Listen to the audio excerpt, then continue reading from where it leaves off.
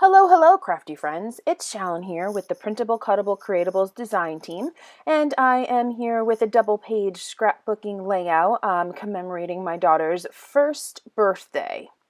So what I'm showing you here is just a collection of supplies that I gathered, my trusty Fiskars trimmer, some journaling cards from my stash, some jute, washi tape, baker's twine string, and buttons.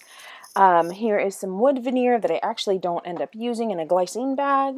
The sticker books, which are Paige Evans and Recollections, Living the Dream.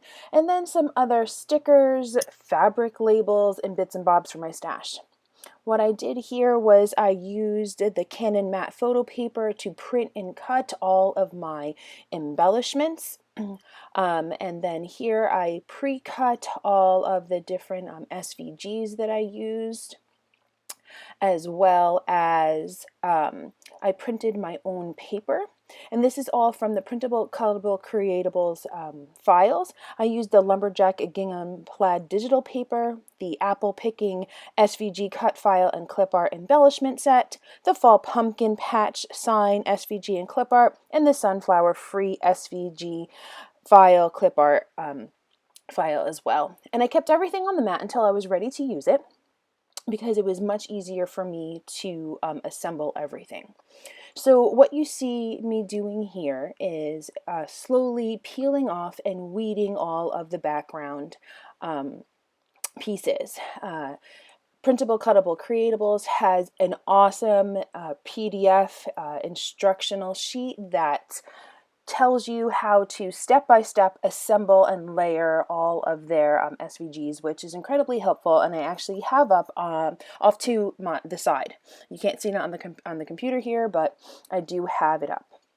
And then what I do is I weed the paper cardstock layers like I would for vinyl, and I use washi tape as a transfer tape, and I carefully peel it off the mat, and I like to curl my mat as opposed to curling my paper. I use a very fine point art glitter glue to put the glue on the back of the layers. I place it on the paper there, the outline, the offsets that Printable, Cuttable, Creatables provides, and then I slowly peel off the washi tape from the letters, and I find that to be a really great method to help transfer the letters, not only keeping their spacing and everything looking as great as they are on the computer, but it's also less time consuming for me because I don't need to individually lift and stick all the individual layers. So what I did here is I did a combination of cutting out SVG letters and offsets from cardstock, and then what I did here was I did use the print and cut feature on my silhouette, and I created a page of embellishments and bits and bobs that I wanted to include in the scrapbook layout itself. Here what I decided to do was to take the apple pictures that are a part of this title and print and cut those, but to cut out the offsets and the letters in cardstock. And I think that the blend of the two comes out really nicely. What I also did was I created a second title, or a title extension, that I use my own fonts, and I tried to match what was already there with the apple picking fun, and I added my own for year one. Currently, you see me trimming down the black Lumberjack Gingham Plaid digital paper that I printed off on my Canon TS9521C craft printer. I love that printer, and I love these digital paper cut files. I'm constantly printing my own paper. And because it's gingham, I use the lines that are already part of the paper to help keep all of my cuts and everything straight.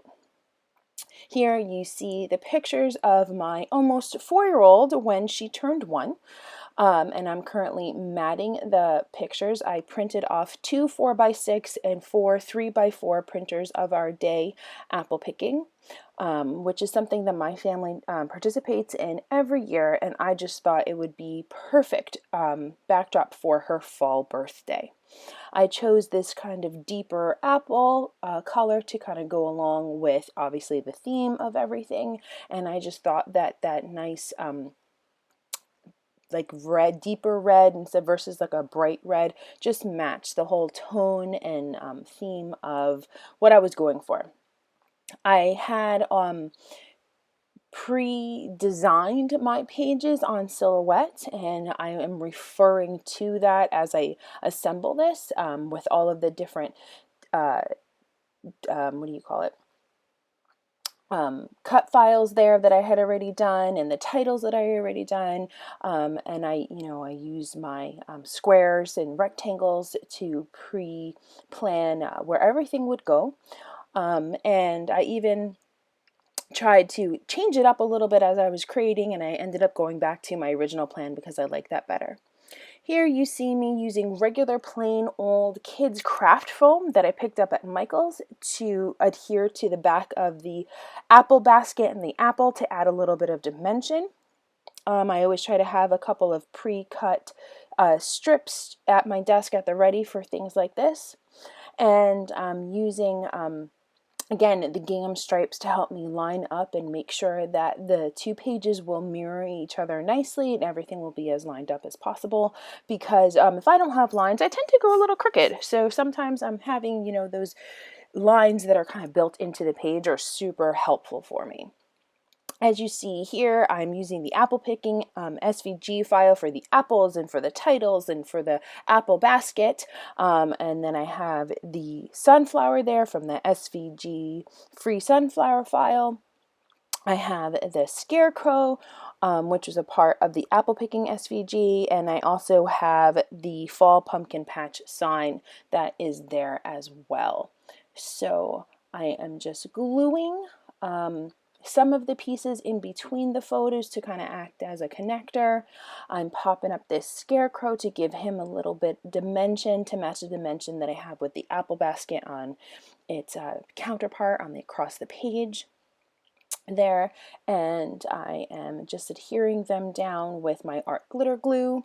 I also have my ATG gun that I pull out and I use. I have Scotch tacky glue at my desk at the ready that I sometimes will grab and use, and you'll see me grab and use that bottle a little bit later. And that is just because that's what was handy at the time. I have everything on my desk, and that just happened to be closer to my hand at the moment. Here I'm going through my stash of journaling cards from Becky Higgins. I think it was a Tuesday morning purchase years ago. I don't even quite remember. And I'm using those journaling cards in combination with my We Are Memory Keepers, the Works tool right here, which is amazing, all-in-one tool to create tags. I decided I wanted to create a tag to have a place to put my journaling, and you also bring in some green that I wanted to bring in to help balance the layout. Right there on my desk, you can see the We Are Memory Keepers hole punch reinforcer tool that I used, again, just to add a little bit of color separation, a little pop of color, a little pop of black to my tag. And I also will be stash driving shortly to put a jute cord through the hole. And here I have some flower stickers from Martha Stewart that were in my stash, and they're fabric flowers that come in a bin, and I bought these years ago from Michael's. I do not even know if they still exist.